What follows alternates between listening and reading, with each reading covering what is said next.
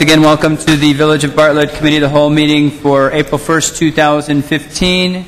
I call this meeting to order and ask the clerk to please call the roll. The Ahrens? Here. Kammerer? Here. Carbonaro? Here. Martin? Here. Ranke? Here. Shipman? Here. President Wallace? Here. The one item on our agenda this evening is under the Spaulding Road Quiet Zone update.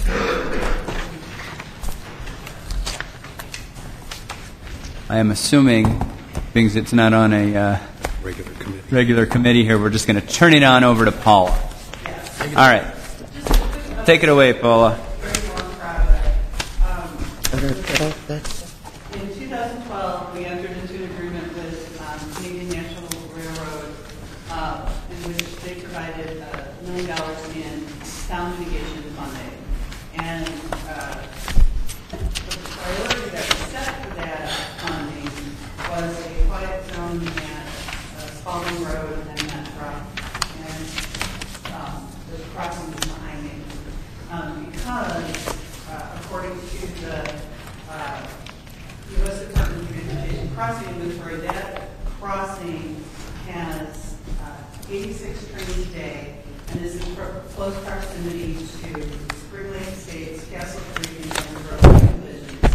And so we've been working since that time with the FRA and the ICC and the railroads on coming up with a solution that would enable us to meet the merits for quiet zone at the location. And as you can tell, it's a very complicated crossing. There are lots of roads and accesses and signals, and there's a spur track that also runs off of it. So we've been working diligently to come up with a viable option, and Mike Ziegler from Berg Engineering has put together this exhibit for you, and he can explain in better detail what we're planning to do at that crossing so that we can meet the merits for the crossing. Thank you, Paul. I will be brief, and we'll go over the highlights. We met with village staff and ICC and FRA in February, and that, I think, kind of formed really what the improvement's going to look like. There was some conjectures. Some improvements may or may not be required, but between the FRA and the ICC, they're pretty definitive as far as what they say improvement needs to be in order for the village to get a quiet zone. Probably first and foremost is that the driveway on Spaulding to Global has to be removed and would be relocated off of Lambert, and that's been in the works, and it's generally what it would look like. In addition, the access to the snowmobile business would need to be relocated to the west.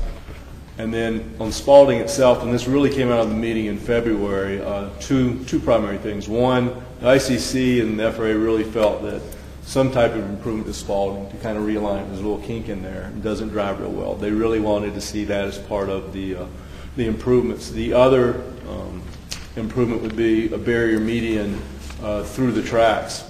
And really that is to prohibit people from trying to go around the gates that are out there.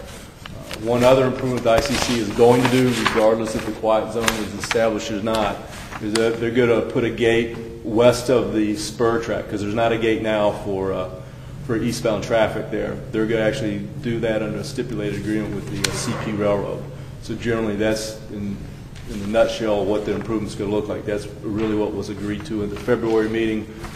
We put a cost estimate for that, and with that improvement, the village would get their quiet zone because it satisfies all the requirements of the FRA. Thank you. Good news. Yeah, it's very good news. We're just moving along. We're talking to the property owners about improvements for relocating those commercial driveways and closing off the access, and so that's what we're working on right now. And we're also working with the ICC is working with the railroads on getting those agreements. So I just wanted to bring you up to speed on 2 years in the work. So that's where we are now. That's fantastic. Are you predicting any big major hurdles? You know, we really feel good about that meeting that we had in February. Really kind of laid everything out on the table. We got very clear direction from the FRA, which is really kind of the big dog in the meeting, and they were very clear on what they wanted to see. And what portion, or is all of this at our expense? I know there's $1 million in the pot, but it probably won't cover all that, No, right? We think it will. The cost Really? estimate is actually under $1 million. We'd like it to stay there. But it's all coming out of that agreement money. And it's required to be for sound mitigation within so much of a distance of the CN lines. And this crossing does fit that requirement. And we also have requested CN give us an extension on the $1 million in case it doesn't, make this time frame, and we think we'll be able to get that extension as well. Good. Once approved, how long would this take? Well, we're going to start to program it into the capital budget program so that we have a better sense of the timing. Lots of moving parts. That's Paula's way of saying, don't tell anybody a date or you'll step on your foot. I think that's Maybe. But can we, with some definition, tell the residents that the quiet zone is coming? Yes, and I've talked to Samantha Parkhurst, she has a group of residents out in her neighborhood, and she's been great. I've kind of been emailing her and those residents and letting them know our progress. And so she's been kind of my drumbeat out in the neighborhood, so they're aware. That's great. Yeah. Thanks. Good job.